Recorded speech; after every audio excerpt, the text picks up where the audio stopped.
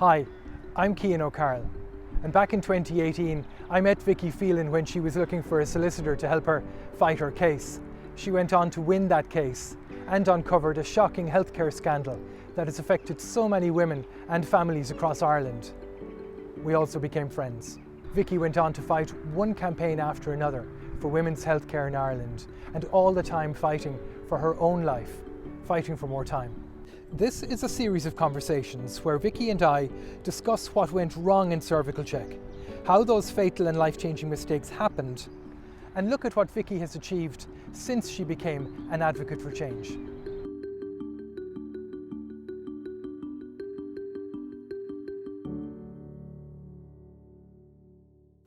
Hello again. We're back once again in conversation with Vicky Phelan. I'm Cian O'Carroll. Hi, Vicky. Hi, Cian. How are you? Great, thank you. I was just saying to you there, I was admiring my own Christmas decorations behind me. Yes, they look very festive. I have nothing festive behind me. It's all in the other room. It's getting to that stage of the year. Yeah. God knows when these will go out, but nevertheless, we have Christmas in the air. Yeah. When we were just talking a little while ago there, we were talking about the chemo and radiotherapy that you went through into, 2015? Yep, right. Yeah, so I started at the end of middle of September, I think, and I finished up at the end of October 2014, and then I had a scan. So they kind of send you away when you're finished your treatment for about 3 months, and then you have a scan at the end of it all to see if it worked. But I suppose the treatment was split into two types. So there was a 5-week period where I was going into the hospital in Limerick every day for radiotherapy Monday to Friday, and then I had a long day on a Wednesday where I had chemotherapy as well as radiotherapy. And then at the end of the 5 weeks, then I was given a 2-week break for my body to recover from everything that had been thrown at it, and then I had to be brought up to Dublin. Because they don't do this treatment in Limerick. Anyone that has this brachytherapy, I think, has to go to Dublin as far as I know. So you have to go up and have this specialised type of radiation, so it's internal radiation, where you are knocked out, and generally the consensus is that women would have at least 2, if not 3 of these sessions, and they're only spaced out by a couple of days. And I know my regime was going up on a Thursday or Wednesday to have the first session done on a Thursday, and then the next session was the following Tuesday, and then the following Thursday. So there's only a small kind of window in between each one before you have to go back again, and you have to have 3 epidurals in the space of that time, for those 3 different procedures. And they bring you down to theatre, they knock you out, and they insert an applicator about the diameter really of, probably about the diameter of my mug, I'd say, maybe even bigger. I did ask actually to see it because I will be that type of curious person, but they didn't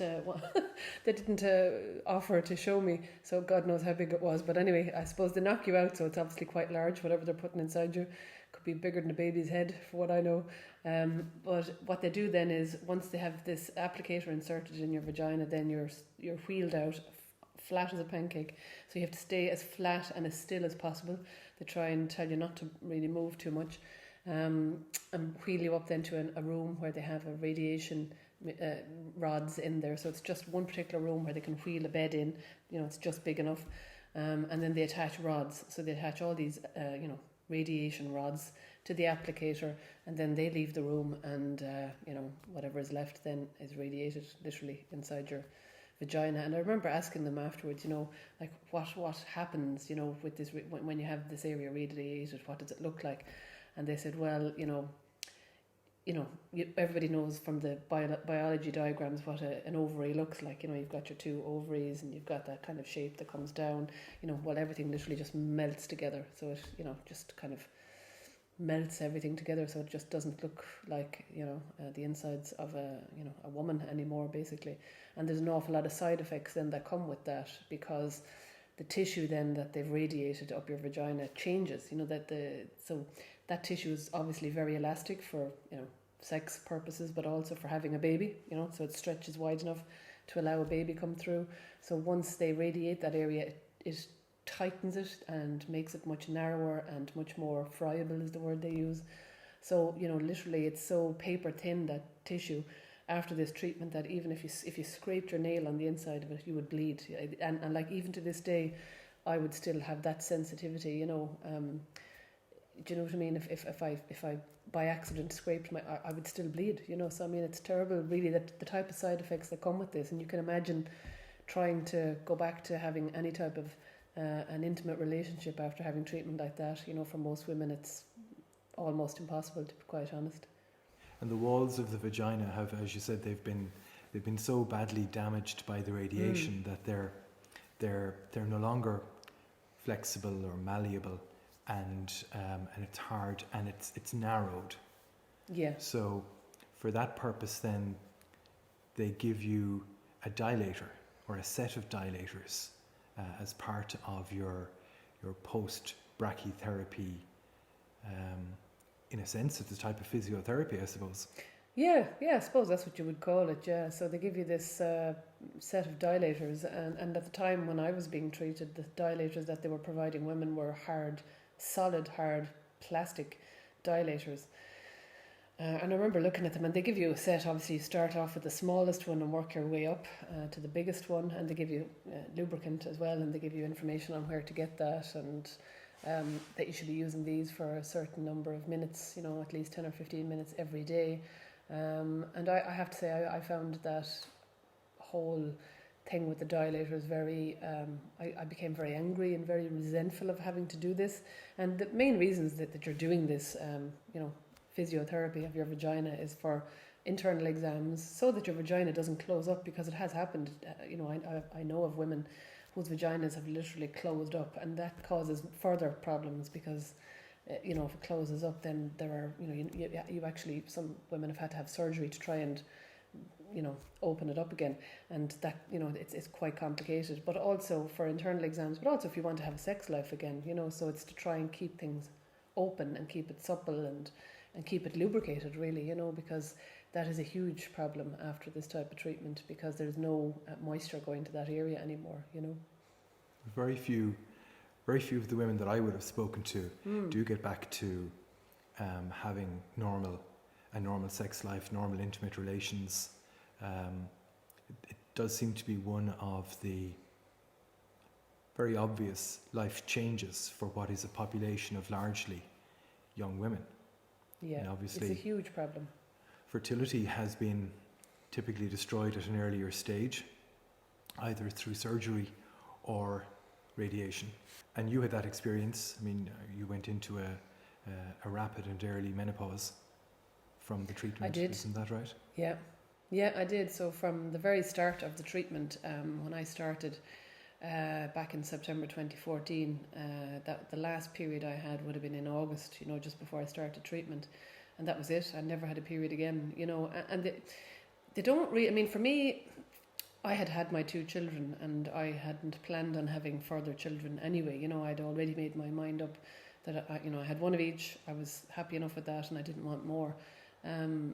Before my cancer came along, thank God, you know, I was lucky that I was able to kind of look back and say, well, no, I have no regrets. I've got my children.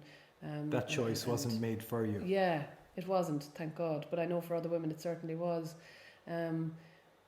But that doesn't make it any easier going into the menopause, regardless of the fact that you don't want more children, you know. So within 2 weeks of starting treatment, you know, I hit the menopause at 39 years of age. You know, it's a shock to the system, because so many different things happen. I mean, I still suffer to this day. That's why I texted you this morning to say I was going to be 15 minutes late, because I have terrible sweats, you know, so it takes me in the morning to get ready. If I have a shower, I have to cool down. I have to give myself enough time to cool down before I can dry the hair. Then when I dry the hair, then I have to wait till I cool down, and then I can do the makeup. But I sweat so much. It's so frustrating, you know. So it's one of the side effects that lots of women would go through in the menopause. But that wasn't just the running upstairs to get the Wi-Fi booster. No, that too. That wouldn't help either, I can tell you. And so, does that affect you then with normal exertion as well? Yeah, it would. Yeah, I mean, even if I just go for a short walk, I would have to peel the clothes off me when I come back. That I would sweat that much, and it's not like I'm, you know, running or doing any, you know, massive physical exertion like I would have. So yeah, it's very annoying sometimes. I mean, I'm lucky, I suppose. Sometimes I have to change my clothes maybe twice a day if I sweat a lot.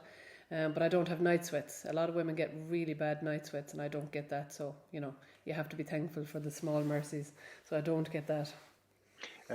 Yeah, glass half full kind of thing. Yeah, And, exactly. and apart from that, what other changes have you noticed through this radiation induced or chemotherapy induced menopause? I suppose the other big thing would be at the start, I would have suffered terribly for a number of months with my sleep patterns. It took me a while. I would have had almost a bit of insomnia. It took me a long time to sleep. You tend to get palpitations. You know, a lot of women complain of that. I had it for a while, but then it settled down, and I've been great since. You know, thank God I can go to bed and sleep. I know women who, you know, are pacing the rooms at night. They can't sleep at all with this. So I mean, I've been lucky that way too. That it lasted And for what a is few it? months.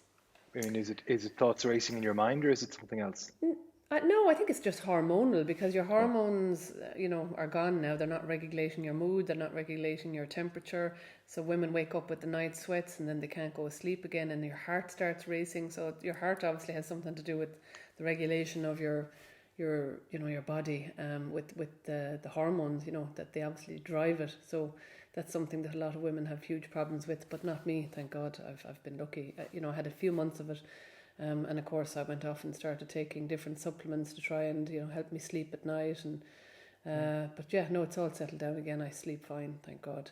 Other than that, I mean, I've been very lucky with the moods, particularly because I suffered from depression. I was dreading that. I thought, oh Jesus, here we go again. Now I'll be back in the throes of depression. But I've been very lucky. I haven't had, you know, any effect really, you know, on my moods. Well, I don't think so. You'll have to ask my family. Right. But I don't think so.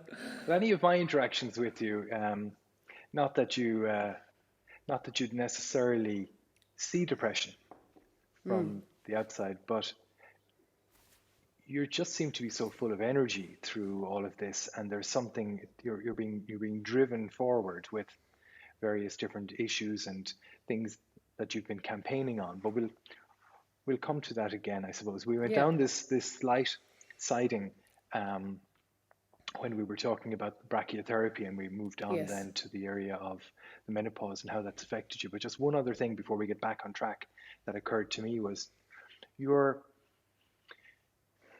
it's not depression or mood, it's just what did it feel like through all this, the idea that you're being treated for something which could kill you, and you're so young and you've got such serious obligations with young children. I'm just wondering what's going on in your head at that time. Yeah, that actually was the worst part of it for me. And I think most people, if you ask them, you know, going through cancer treatment, particularly if you've got young children, that is the thing at the kind of, you know, at the utmost, you know, at the top of your mind constantly is, you know, just to get through the treatment, and you'll do anything. I mean, I would have done whatever they had told me I had to do back in 2014. I would have done it because I thought if this gives me, you know, more time with my children and cures this cancer and gets rid of it and lets me move on with my life, I would have done anything. I would have stood on my head if they told me I had to stand on my head. You know, you're in that zone where you just want to get rid of this cancer. And that's the way I was back then. I just said, throw whatever it is at me. I'll do whatever I have to do, but I want my life back. You know, I'm too young to die. My children are too young to have no mother. And that was the mindset I was in, and I was terrified. I mean, I suppose the worst part of all of it for me at the time was at night time when you're alone with your own thoughts. You know, during the day when you're going through treatment and there's people around, you don't really have time to think about the reality of what you're going through really and what it may mean, you know. But at night time that certainly was the case, that you kind of start going, oh shit, you know, what am I going to do if this doesn't work, you know. And it's a terrible place to go because you're starting to think about, you know, well, if I die, who's going to, you know, look after my kids, or who's going to, particularly say because of Amelia's, my daughter has a medical condition, and I'm the person really that knows that medical condition pretty much inside out. I'm the one who knows all the doctors and all the different therapists that she has to deal with. So it's all of that type of stuff that you worry about. So yeah, it was a huge issue for me at the time, was worrying about the kids. Yeah, definitely. That was my driving force really, that really wanted me to beat this and, you know, do whatever I had to do at the time to kind of get out the other side and try and get back to just being a mum, And now? Now, you get to a point, I suppose, because I know now, since obviously, my cancer is incurable and it's now terminal. It's in a different. You get to a different place. I know now I'm not going to cure this cancer, and it will probably eventually take me. But I'm going to try whatever I can to stay here for as long as I can with the kids. And what was in my head, kind of at the start, when I was told that this was incurable back in 2017, was to get the kids to a kind of an age where they were a bit older. So I always had it in my head to try and get Dara to double digits. So he'll be 10 in February. So I've done that. I'm not going to go any time between now and February. I know that. And that's great, and there's always little things that keep you going. So for me, it was, get Dara to his communion. So I did that, and then it was double digits. And Amelia's doing her junior cert this year. So that's another big one, to kind of be around for her.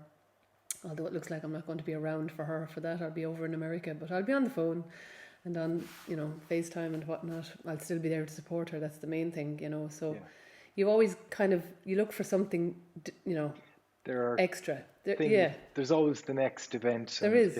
And you have to do that. I mean, anyone. It's funny. I got great tips from a woman I met who had multiple myeloma. She was actually a Tipperary woman, Cian, from 2 Mile Boris. Now she died. I met her in September when I started treatment first in 2014, and she died the following February. But she had been battling cancer for 11 years at that point, and her daughter was only 2 or 3 when she was diagnosed first, and she got her to 14.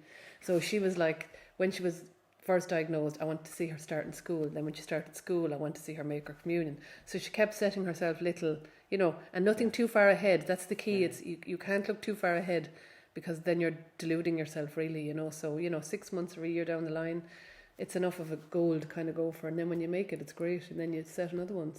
And last year for me, it was New Zealand. It was to get to New Zealand. This time last year we were getting ready to go to see my brother and his fiancée, and we did that. And I never thought I'd get to the other side of the world, particularly not with a terminal illness, and I did. So it's all those little things that you have to do to keep yourself going. And if you didn't do that last year, you certainly wouldn't be doing it now. No, I certainly wouldn't be doing it now. No, I wouldn't. Well, as I said, we went down that little siding there.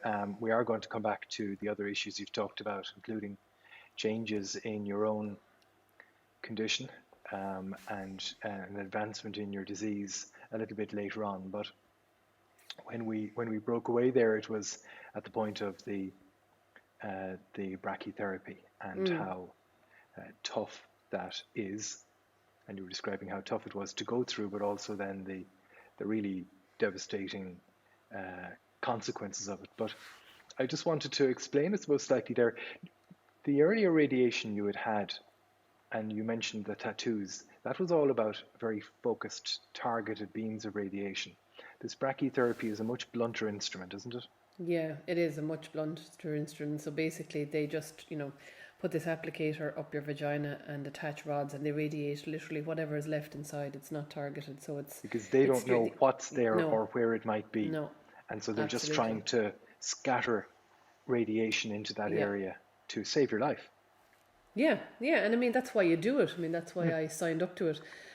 Because, I remember the oncologist explaining to me that this was, she did, explain to me that this was a tough procedure to have, particularly with the side effects that you live with afterwards.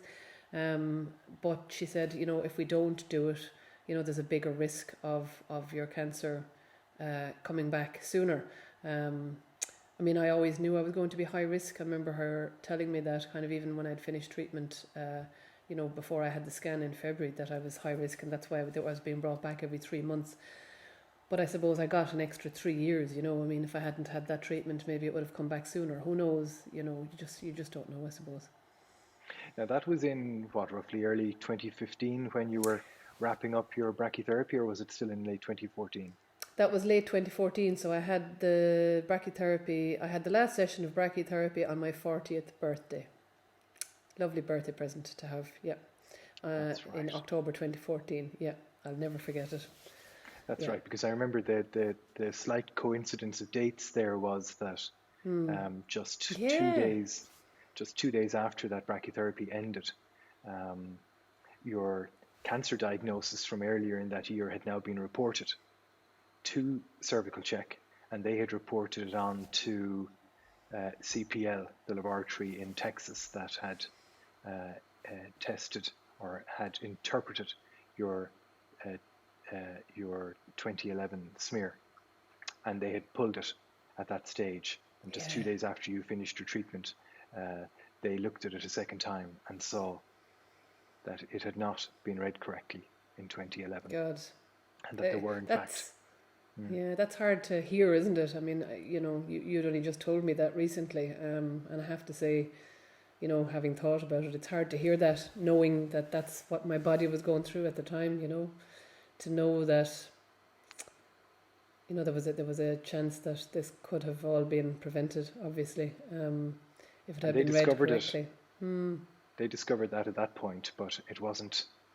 It was communicated then back to cervical check in Limerick, and it was not communicated to you or your doctors at that time. And then, as we know, and we'll come to again, in 2016, it was communicated to your doctor, but not to you. And then it was much later when it was communicated on to you. Yeah. Now, right from the beginning of this huge controversy that came from your case, people misunderstood one thing, and I think a lot of people got the idea that failure to communicate the results of these audits, the outcomes of these audits, in some way compromised the treatment you were receiving for your cancer. That isn't the case. You were receiving all of the necessary treatment for your cancer, but it was a huge thing to keep from somebody that a mistake of that magnitude had been made.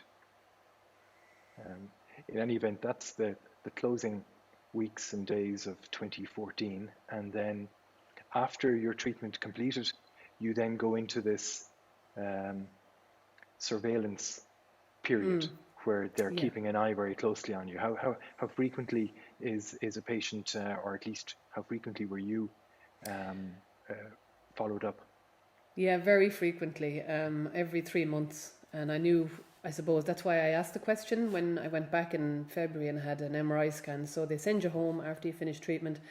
They tell you you're going to come back. We'll call you back in 3 months for a scan. Everything will have settled down at that stage, and we'll see where we're at. So you go back after 3 months, and you have an MRI scan. And what they want to see is that everything has settled down after treatment. They want to give your body a chance to recover, and scar tissue obviously to heal.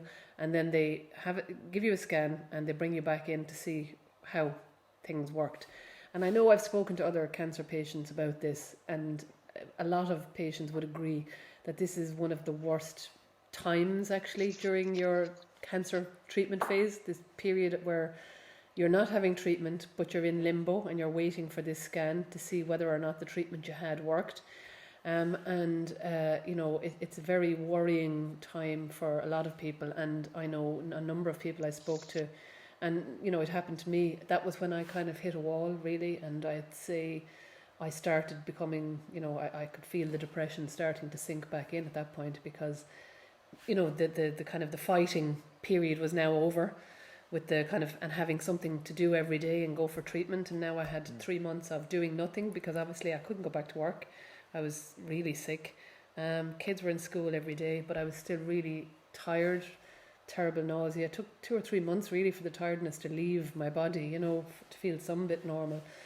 And you've too much time to think, So I remember, that was a period really where the reality of it really hit, I think, for the period of treatment, because it's so busy, you don't really have time to think. You're just going from one thing to another.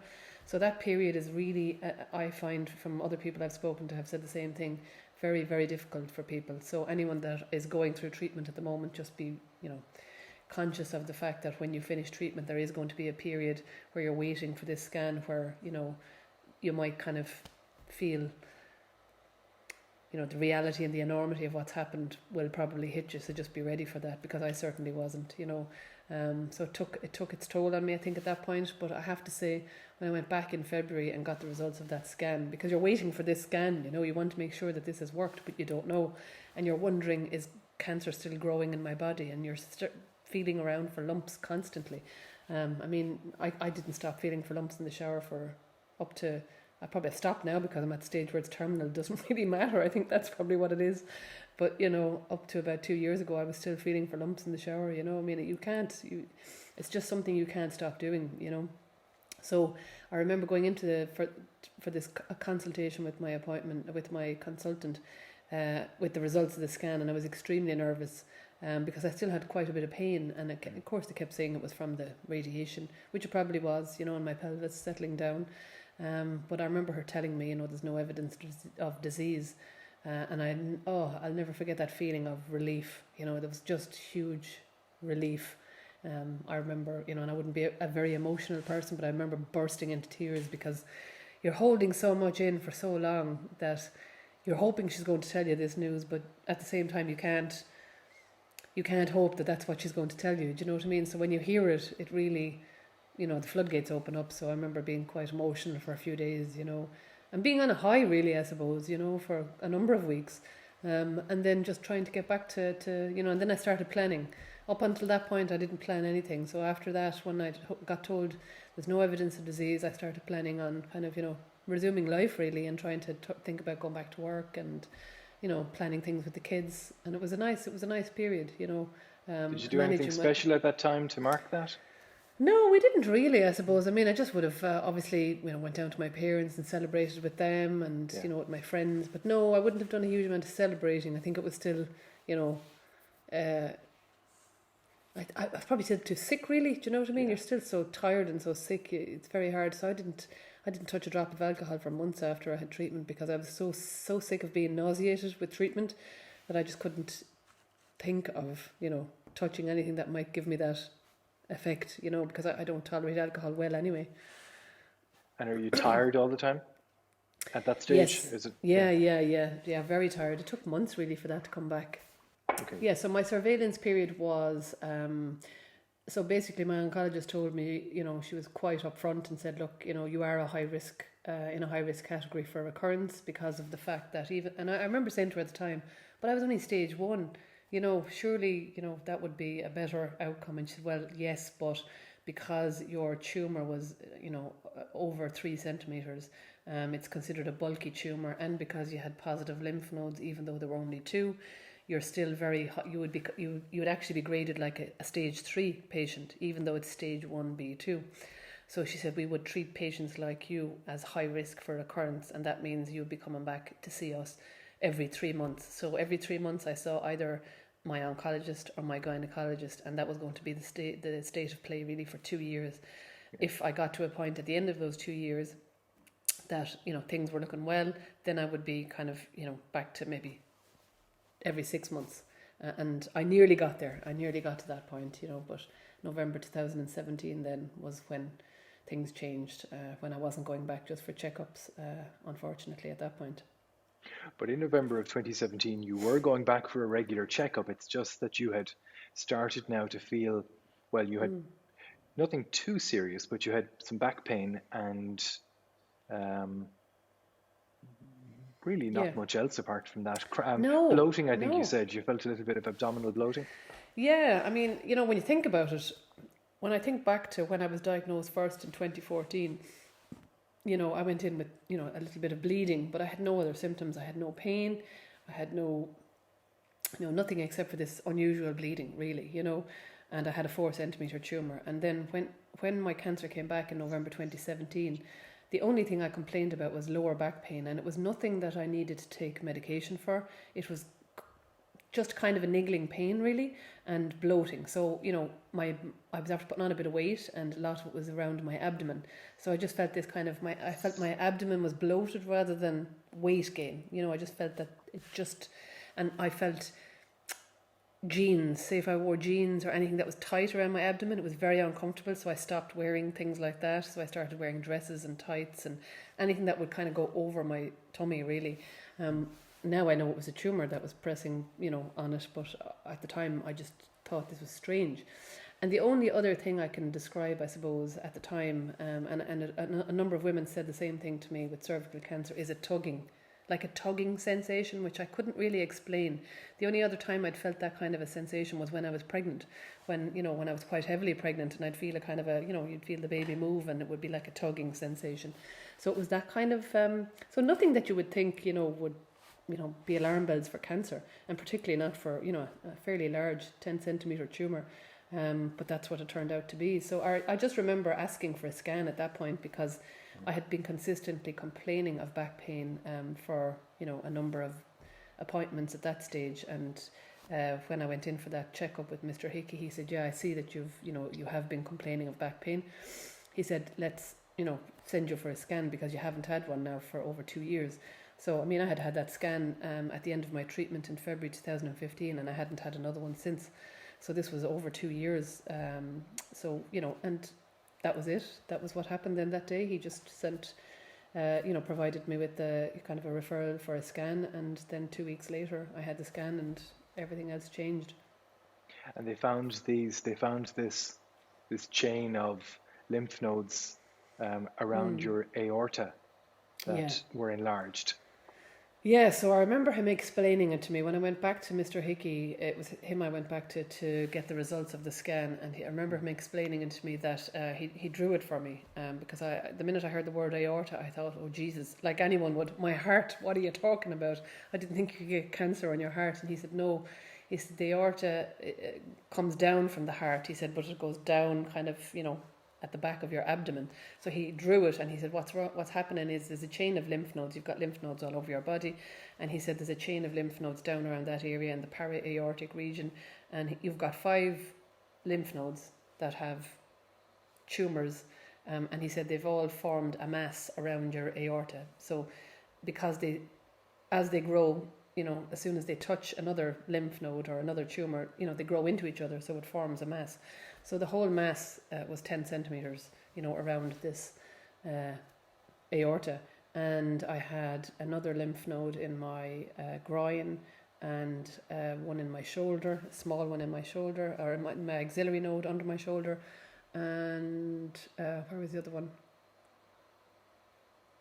No, that's it. Yeah, in my groin, the para-aortic lymph nodes and the shoulder. So I had, a 10 centimetre mass and then 2 other, kind of tumours, smaller ones that were less than, I think, 1 centimetre or 2 centimetres at the time. But it's a shock, I can tell you, finding that out. Yeah. And they sent you for, it was a CT scan initially and then an MRI scan. That was it, yeah. So then they sent me for an MRI scan and then they sent me for a PET scan because they wanted to see was there any smaller lymph nodes that they weren't seeing, in the MRI scan. The PET scan shows up much smaller metastases. I suppose they wanted to make sure that I didn't have any in my liver or my lungs or my organs, and then luckily enough I didn't, that it was all contained kind of down further. But I suppose I was so shocked, really shocked obviously that it was back, but the thing I was more shocked about, to be honest, Cian, was the fact that it had travelled up. I was always told that if my cancer came back, that generally the pattern of recurrence was local, back into the pelvis, into the walls, down around your pelvic area. They never, and any scans I would have had up to that point were really only down around the pelvic area. They weren't looking up further. Do you know what I mean? Yeah. So it was very. And during those checkups as well, or during those return visits, you're probably always having a vaginal exam as well, are you? Exactly. Okay, that's digital it. So vaginal exam. You're only having a vaginal exam. You're not. They are palpating around your abdomen, but that's all. Yeah, mind you, they're palpating through. I've heard experts describe it as being a greater challenge in any event because after the brachytherapy, it's more difficult to feel lumps and bumps, as it were, on the far side of the vaginal wall, because the wall itself has been changed. Yes. But you had lymph node involvement from the start, at least from the diagnosis. So the fear was always that it would move through the lymphatic system. Yes, yeah, and that's why they threw, the treatment, the aggressive treatment that I had first time round was prescribed because they knew that there was a chance that because it had already gone into 2 lymph nodes that it was travelling anyway around my lymphatic system. So they were always hoping, I suppose, that with that treatment that would kill off any rogue cells that were travelling. But obviously that didn't happen. They had moved further up and just started building up. Yeah. And so all that time, effectively, could have been just a cell or a couple of cells of the cervical cancer had escaped the area where the treatment was killing everything, and through all of that 2015, 2016, and 2017, it was reproducing and becoming a greater problem. So then it's diagnosed. Did they do a biopsy at that stage to confirm that it was in fact cervical no, they origin? didn't. No. They were quite confident that it was a recurrence. I actually had to insist on a biopsy, so I did push for that myself, because I just wanted to be sure. Because obviously, once that happened, I remember Mr. Hickey telling me at that appointment, when he told me that my cancer was back and how big the tumour was, he basically said that he was handing me over to the radiation oncologist to see if there was anything they could do. But he told me at that appointment that chances were, because the tumour was so large, that I wouldn't be able to have radiation, and where it was obviously as well, because it was near so many organs. But he said most likely she'd be handing me over to the medical oncologist, and I asked him at that stage, I said, well, are you talking, palliative chemo at this stage? I guess, because I knew things were bad at this point, you know when it comes back, it's not good. And I had read up, because I'm that type of person, when I was going through treatment, if it comes back, what are the chances? And I knew the chances weren't good, the odds were not in my favour. So I did ask him that question, and he said, well, unfortunately that you're limited to your options at this stage. So I knew before I went into the radiation oncologist that things weren't going to be, very good. But I went to see the radiation oncologist. It was after Christmas, so it took until after Christmas. I think I had the PET scan on the 11th of December, that was it. So I thought I'd be getting results of that before Christmas and meeting with her, but that didn't happen until after Christmas. I don't know, was that because of the timing of it with Christmas coming up, or because they wanted me to have, a good Christmas? I'm not really sure, to be honest. But the appointment with my radiation oncologist didn't happen until the 12th of January. And that's when I was told how bad things were. And that's really a good place to pause again, Vicky, just at the beginning of January in 2018, not very long before I first met you. We met, yeah. And but if we come back to this in the next episode, and for me, it's just, again, thank you for joining me in conversation around all of these issues. And not see you at soon. all. Thank you, Cian. It's a pleasure. Hi. Vicky and I hope that you've enjoyed that episode and you're finding the series informative. If there's anything else that you'd like us to discuss or touch upon, please mention it in a comment below. And to be informed of future episodes, hit the subscribe button.